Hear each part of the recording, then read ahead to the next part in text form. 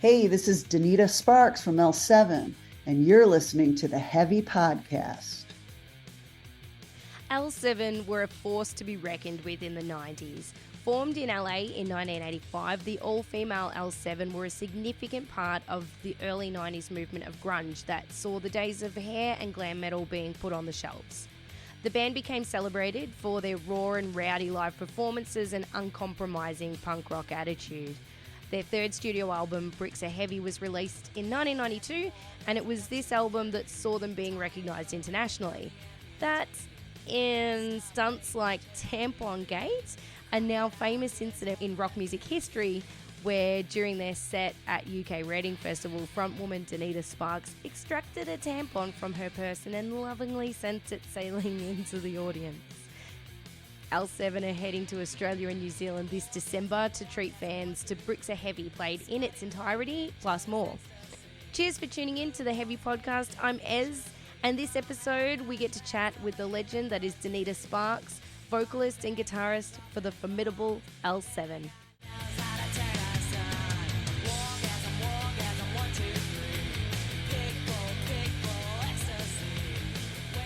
Welcome to the Heavy Podcast.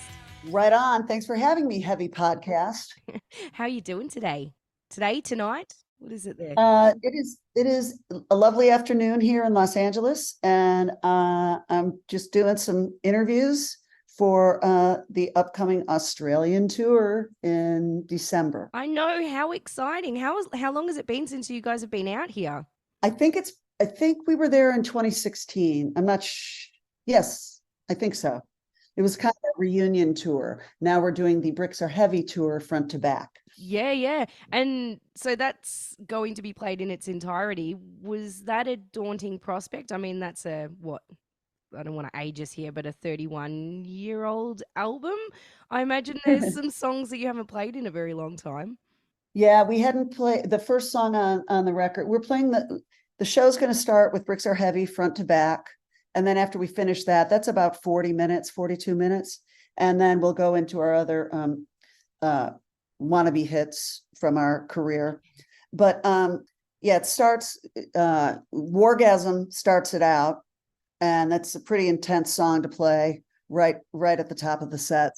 That's funny, and fun, but we're pulling it off. So that's cool. And we hadn't done that song since 1992, I don't think. Wow. And then the last song on the record, This Ain't Pleasure, we had never played before, and that's another fast one. So it starts and ends pretty excitingly, I should say. Yeah. What kind of prep have you been doing to get yourself ready for this, or are you just gonna jump in and? Well, I'm gonna have to start working out. Because I've been a sloth the last couple months, but I need to get it takes endurance to do our shows. We like to put on a good show, like physically, and that takes, we're older now, and that takes, I need to stretch before the show. I need to get my cardio up. It's like, we've got to maintain the machine, and like we never have had to do in the past, Get gig fit, as I like to say. That's right. People don't realize how physical you need to be on stage, I don't think. Yeah, and I just I had a rasp in my voice from the last tour, and I was really worried that I had finally tore my vocal cords apart, especially singing shitless, which is woo. But my pipes look good, so I just saw a doctor. So but I've got to take care of them. So yeah, well, there's nothing scarier than blowing the voice out. Yeah. So I know you'd be into a prep mode right now, but how often do you guys get together normally? Like, are you writing new material at the moment? No, we have a new single coming out in September. Yay. But these days we get together when we either have an upcoming tour or an upcoming project. Susie no longer lives in LA. And so we're kind of, I live on the east side of LA, Jennifer and Dee live on the west side of LA. So it is, it's kind of an ordeal to get Mhm. to get together and play. So we get together when we need to get together. Otherwise, we're all kind of living our own lives. We're not a full-time band. We are yeah, we get together when we've got stuff to do. Yeah, fair enough. And when you do, does it feel like time has not passed at all? Or do you have to sort of readjust to one another again? Personality wise or musically? Both. Personality wise, we're the same people, a little more mature at times.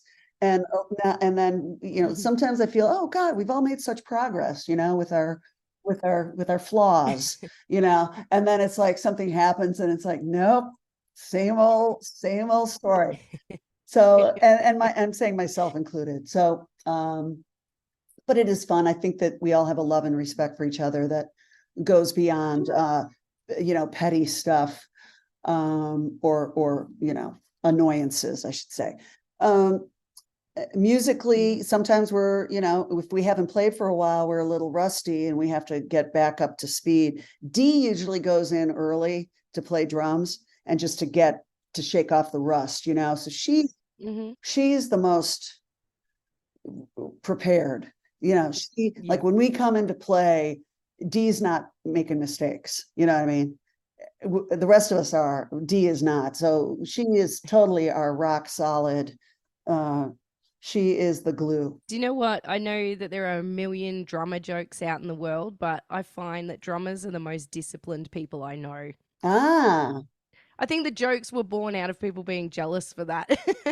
yeah. And I mean, listen, the most noticeable fuck up is if the drummer fucks up.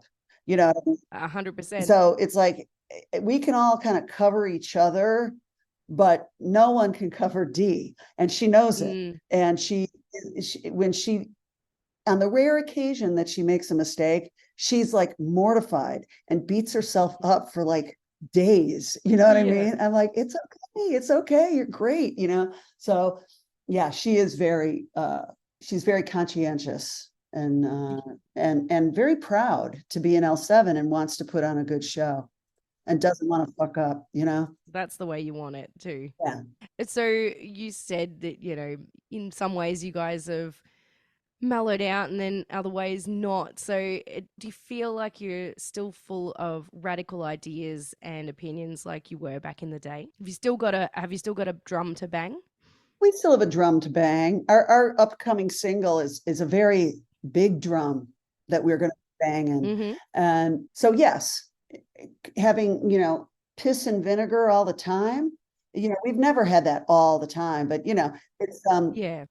I, we've got that side of like feistiness and stuff, but we've also got some pretty decent songs that deserve to be presented,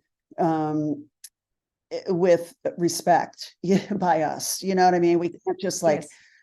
everything's a joke, everything's this. It's like I'm very conscientious about putting on a good show as well. And really, it's not about my enjoyment as much as the audience's enjoyment. So some people are I need to enjoy myself on stage. I don't care if I enjoy myself on stage. That makes it for a better show for me. But I care about what the audience the audience experiences. Yeah, for sure. I mean, they're the ones that have paid the money for the tickets. And at the end of the day, I guess, yes, it's your art, but you've got a job to do when you're on stage. Hey, so how does it feel to sort of then be more known for some of the outrageous things that you guys have been involved in, and not so much those serious songs? Because I know, like, just brushing myself up in preparation for this interview, you pop in L7 and you get, Reading Festival and, this, that, and the other. And it took me a while to like delve in and like dig through to get to some of the more serious messages. Do you still feel like you're sort of fighting an uphill battle with the industry in that regard? I have nothing to do with the industry. We're not involved with the industry. Mm-hmm. The closest thing we come to with an industry is like when we play a festival or something like that. Other Sure. than that, we're just Yep. dealing with local, we're dealing with promoters and, local promoters or,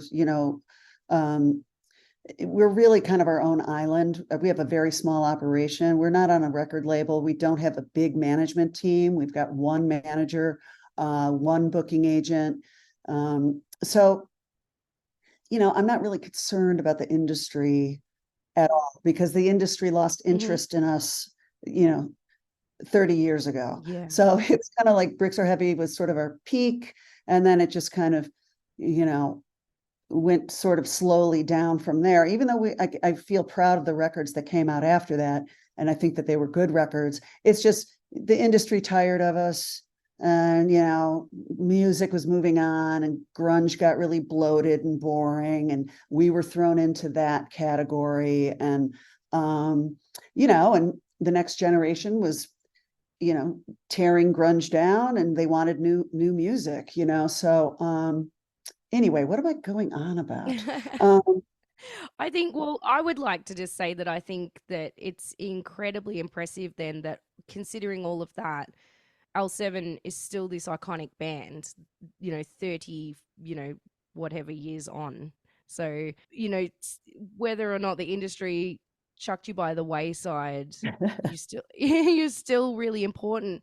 I would like to sort of think then how different do you think L7's career may have been had you been breaking through in this day and age then when labels aren't as important and you can sort of create your own team around you in music? I really can't speak to that. I have no idea, but I know that the work that we did a long time ago and the fan base that we have built, and our fans are very dedicated, very loyal. They stuck with us through our hiatus of 15 years when we were kind of on Mhm. hiatus. And they were posting stuff to YouTube and posting photos and blah blah blah, and they kept us alive, and we're very Mm. grateful for that. And some of those stunts that you were referring to, or what people consider stunts, like Mm. the tampon throw and the dropping of my pants on television.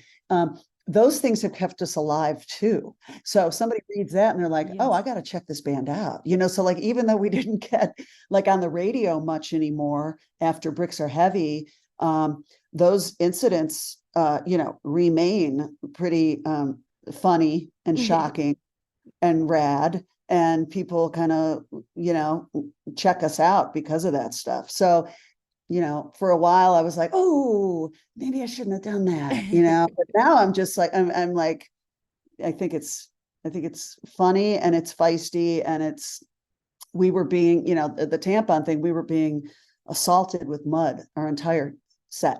Yes. So I needed to make lemonade out of lemons, and that involved a live ammo tampon straight out of my body. So that's what I did. I wasn't really sure whether I wanted to bring that one up or not because I feel like you've probably spoken about it to death, and I was conscious of the fact that you might be sick of talking about that incident. Well, everybody has been very respectful about that with all of the Australian interviews that I've been doing, and but the fact that you didn't bring it up was why I started blabbing about it. So there's a reverse psychology going on that you're playing with me, which is very intriguing. Oh yeah, that was totally my vibe the whole time. That was your plan, yeah. No, no, it's definitely one of those iconic moments in rock history. I was saying to my husband last night while I was prepping, I was like, you know who I'm talking to tomorrow? The chick that threw the tampon. Yeah, there you go. Yeah, so there There you you go. go. You guys have definitely been an integral part of paving the way for women in alternative music. There's no doubt about that. So, how do you feel watching some of the women today that are just kicking ass and taking names and knowing that bands like L7 opened those doors? Well, I don't know if L7 opened the doors for Amy Taylor of Emil and the Sniffers, but I think she's phenomenal. I saw her Mm. live. I met her on the street in my neighborhood, which was amazing. But I saw her crossing the street. I was like, that looks like Amy Taylor. And I pulled the car over and I went out and I introduced myself and she knew who I was. she was like, yeah, Donita Sparks. I'm like, oh my God, how do you know? Who was more starstruck, you or her? I think I was more starstruck. I'm not sure, but Yeah. I went to see her that night. She put me on the guest list, and I thought she was great. And I think her videos, I think their videos are great. And I just think she's a firecracker of a performer. She's like she's like a long exploding firecracker, like from beginning to end of the set. You know what I mean? It's like she's just on and so I like her quite a bit, and I like the chats. The chats are good. Other That is, bands from Australia, I'm not that schooled. was it a deliberate move for you guys to form an all-female band, or did it just sort of fall that way? It just fell that way. We had a boy drummer when we started. Um, and he's the only person that we ever let go from the, well, is he I don't know, but we, yeah, he had a tough time. He drank too much, and he didn't like taking he did not have the dedication of D on the drums, let's just say that. But and he didn't Yeah, like taking sure. any Yeah. comments from women about his playing. But um, I wanted to get back to something you said about us opening doors for women in alternative music. Yes. That is true to a certain extent, but there were women before us who opened the door for us. Hmm. And the women of the punk movement and the new wave movement and the post-punk movement, and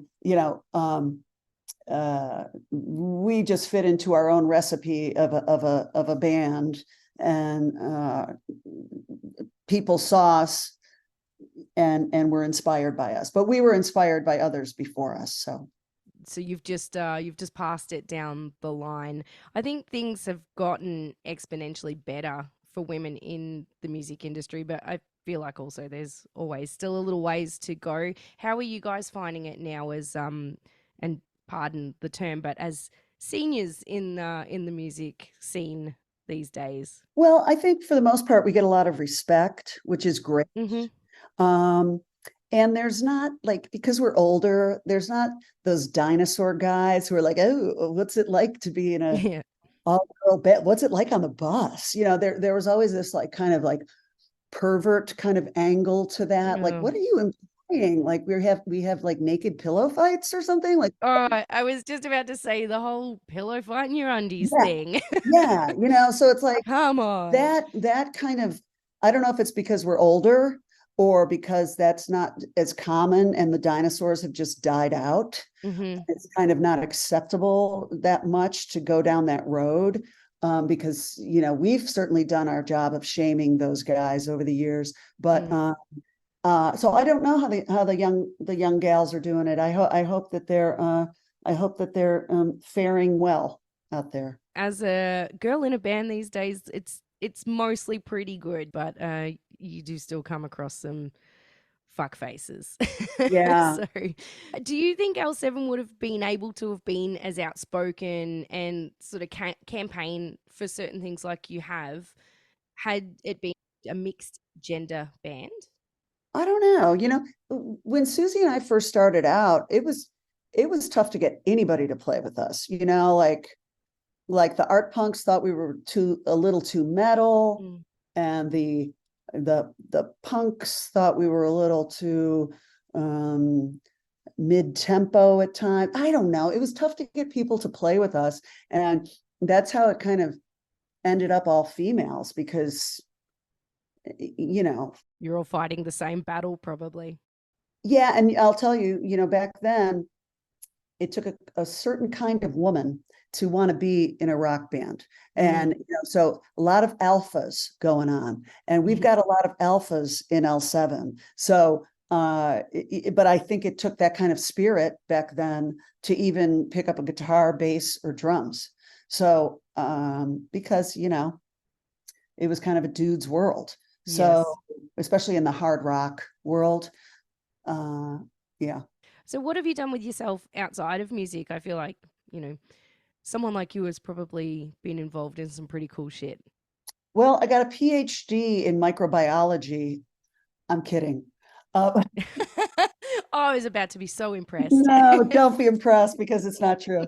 Um, I do know rock stars who have gotten amazing degrees. I'm not one of Mm, them. You know, I've just I don't know. That's a tough question. But I will say this. I do enjoy mm. snorkeling very much. And I Oh my God, I love snorkeling. awesome. Where are you at in Australia? Oh, I'm not anywhere near the beach, unfortunately. I went to Thailand a while ago and Ooh, snorkeled for the first time, and now I want to snorkel everywhere. yes.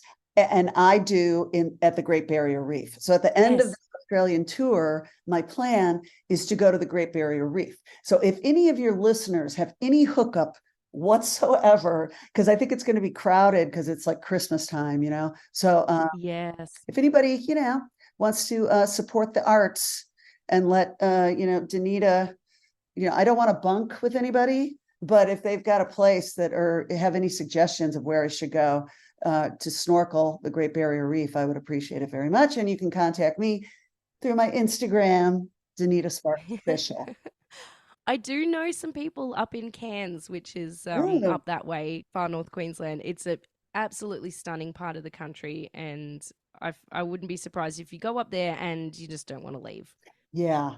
No, I've seen videos of Hamilton Island, which I know is further south than that, but I've been Mm. checking it out. I want to find out where to go. I'm hoping I can find some kind of a, you know, cool place to stay. And but that is on the agenda.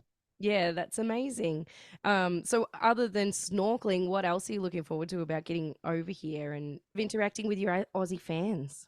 Well, yeah, I think Aussie fans really love rock and roll. Mm, yeah. Like really, they're really into good rock, you know, and a lot of great bands have come out of rock bands have come out of Australia. So there's a sensibility down there that's very it's like it's open-minded rock, but they really like to rock, you know. So that we're looking forward to. I wish that we were playing an all ages venue. They just don't really exist anymore. It's really sad. It breaks my heart. And I think Yeah. if we were a bigger band and we could play a theater or something, or like a Yes. bigger, like a stadium or something, that could be all ages, but we're just not that big. So that breaks my heart that the kids, you know, Yes. it's liability issues, it's insurance issues, it's a pain in the ass, and I feel bummed out about that. But It's an issue I've been speaking with a lot of musicians about recently because, we're all sort of becoming older and thinking where are the newbies coming up the ranks? They're not able to get out to see shows, so therefore they're not being inspired to play music. And, I have a 15, nearly 16-year-old stepson, and he's a metalhead, and all he wants to do is go to shows, and there just aren't any. it's heartbreaking, you know. Yeah, yeah. Uh, Heartbreaking. I mean, I could never go to clubs when I was a kid, but I could go to a concert, you know what I yes.